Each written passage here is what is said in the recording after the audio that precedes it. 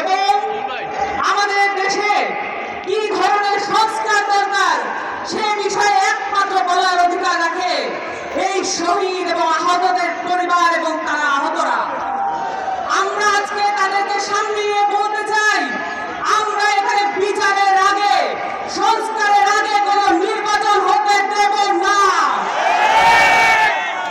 সংগ্রামী সাথী ও জনতা, আপনারা সকলে প্রত্যক্ষ করেছেন 2008 সালের পিলখানা হত্যাকাণ্ডের মধ্য দিয়ে, 2013 সালের শাপলা হত্যাকাণ্ডের মধ্য দিয়ে, 2018 কোটা সংস্কার আন্দোলনে ছাত্রদের দমন পীড়নের মধ্য দিয়ে, নিরাপদ সড়ক আন্দোলনের সময় আমাদের কচি যেই বাচ্চারা আছে, আমাদের যেই ছাত্ররা আছে, তাদেরকে নিপীড়নের মধ্য দিয়ে আমরা দেখেছি এখানে আওয়ামী লীগ সরকার তার স্বৈরাচারী দখল প্রতিষ্ঠিত করেছিল এবং এই প্রত্যেকটা বিষয়ের বিচার আমাদেরকে আদায় করতে হবে।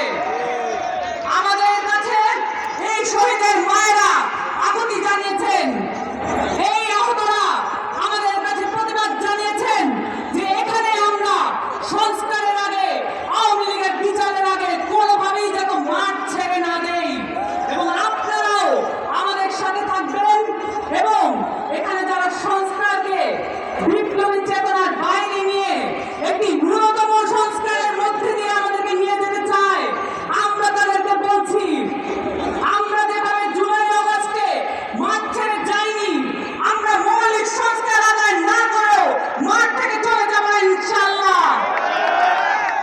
আপনাদের সকলকে বিপ্লবী অভিনন্দন। এবং যেখানেই যখনই আওয়ামী লীগের নেতাকর্মীদের আপনারা দেখবেন, যেখানে যখনই আওয়ামী লীগের মিছিল আপনারা অনুষ্ঠিত হতে দেখবেন, তাদের সাথে আপনারা এক রকমের প্রতিবাদ অবশ্যই করবেন এবং পুলিশের কাছে আপনারা সোপর্দ করবেন। আপনাদের কাছে বিপ্লবী আহ্বান জানিয়ে রাখলাম, এদেশে আর কোনোদিন আওয়ামী লীগ রাজনীতি করতে পারবে না। ইনকিলাব জিন্দাবাদ।